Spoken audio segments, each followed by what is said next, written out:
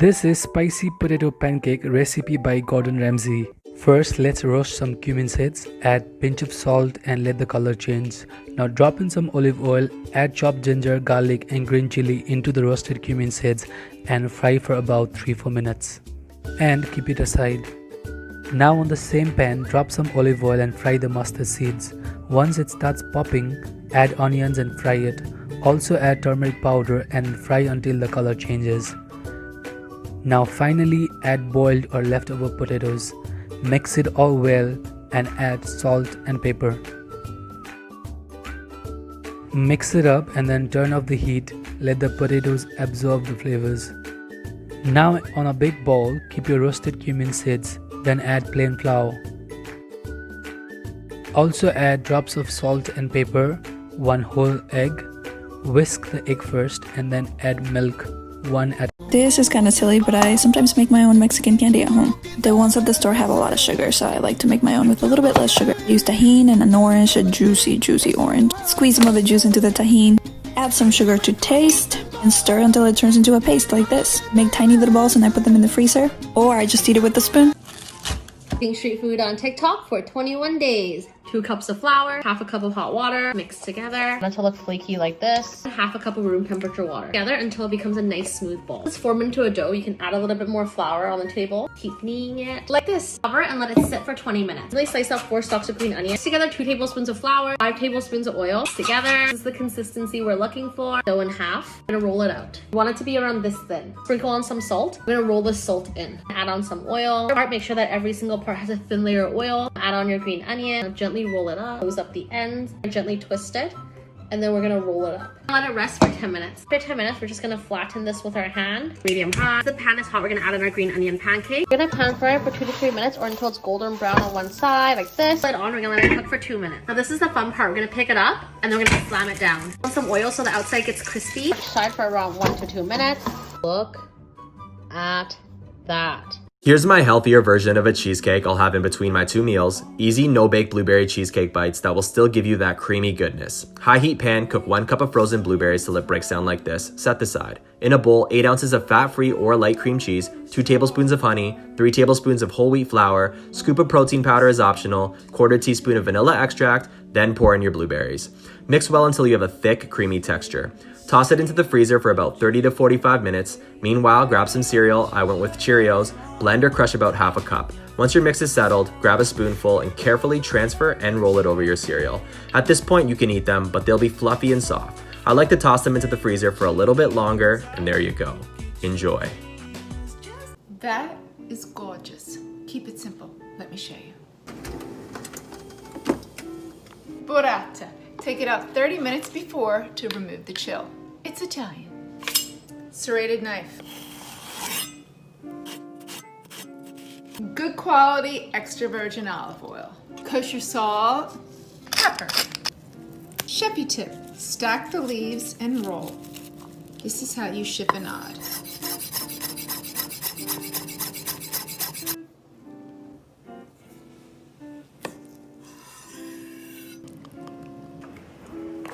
Maldon salt for texture. Simple, delicious. Let me show you guys how to make perfect roasted broccoli, and I'll tell you right now, it's not about the seasonings you use, it's how you cut it. So start by taking off all of the leaves on the stem, and then I like to cut that little end of the stem off because it's all dry and nasty. Cut off all the florets, but then cut the florets in half or in quarters depending on how big they are. That will give your broccoli so much more color.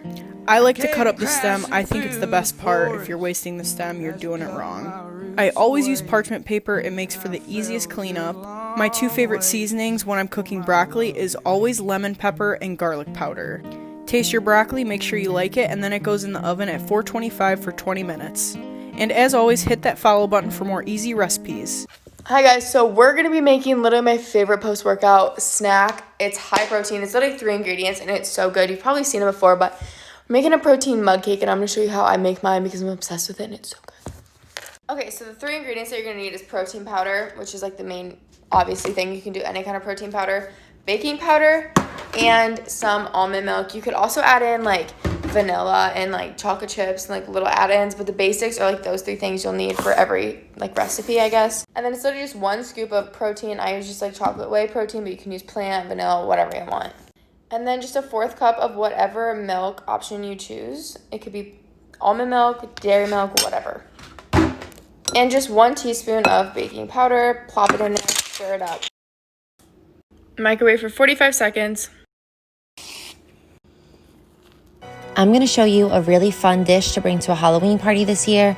It's maple pumpkin cheesecake dip. It is so easy, so whimsical, and it's absolutely delicious. We're going to need 1 package of softened cream cheese, 3/4 a can of pumpkin puree. Mix that together really well, get it as smooth as possible, and once it's come together, we're going to add 1 package of vanilla pudding mix, a little bit of pumpkin pie spice, and some good vanilla extract. Combine those ingredients, and then we're going to add our container of Cool Whip. The final ingredient is some real maple syrup. To me, this gives it a really nice fall maple flavor and really takes it to that next level. Pop it in the fridge, let it sit for about an hour, and in the meantime, a really fun way to serve this is to take a small pumpkin, cut off its head, remove its guts, take a little dish, place it inside, fill it to the brim with that dip, serve it with something sweet, something salty, some fruit. It's the perfect time for the perfect apple pie. This one is so good. Peel 7 apples, half Honeycrisp, half Granny. Slice them into thick slices. For dry ingredients, you're going to put together 3 tablespoons of cornstarch, half a cup of sugar, 2 tablespoons of cinnamon. Then, over the apples, I want you to pour 2 tablespoons of lemon juice.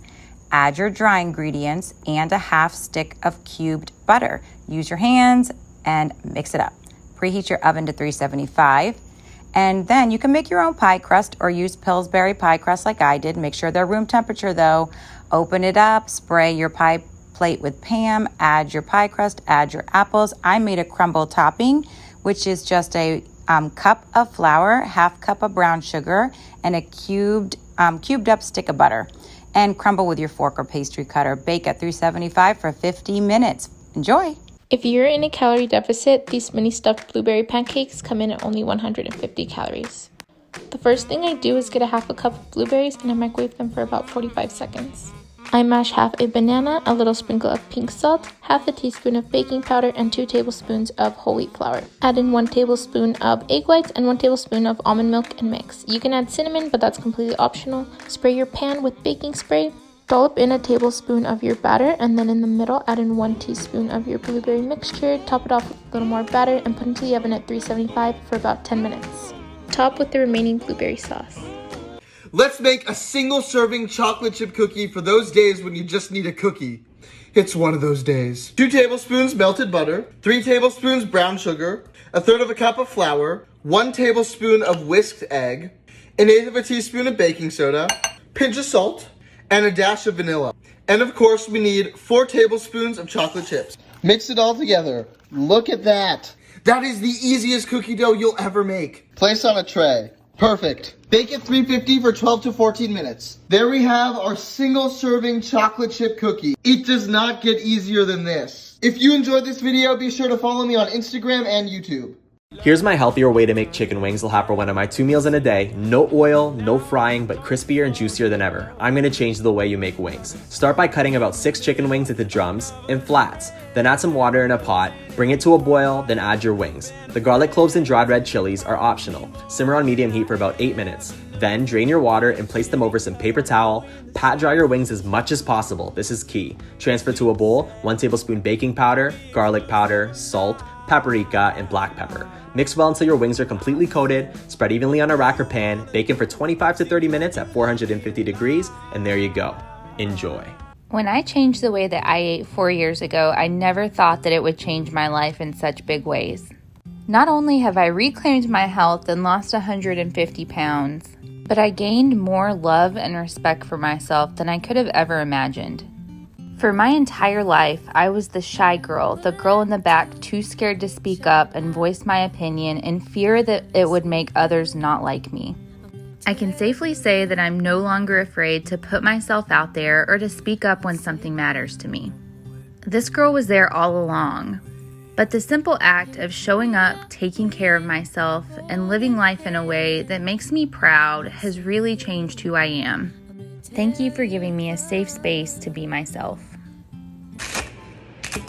Street food on TikTok for 21 days. For a piece of pork. See the fat here? We're just gonna cut through it so that way when we fry it, the meat doesn't curl up. We're just gonna use the back of our knife and we're gonna flatten our pork. Like this. Lightly salt the pork, pepper, slice up 1 whole onion, and carrots today. We can also chop up some potato as well. To medium high. Oil. We're gonna add in our onions. The onion for 3 to 5 minutes. Our carrots. Sauté together for 1 to 2 minutes. 3 cups of water. On medium-low heat for 10 minutes. Curry cube that I'm using today, but use whatever one you prefer. And your curry mix is optional, but highly recommended. A restaurant in Vancouver called Raisu always adds black pepper in their curry, and it's honestly a game changer. Together, we're gonna let this just simmer on the side for 10 minutes. Panko today, 4 tablespoons of flour, 2 tablespoons of water, 1 egg.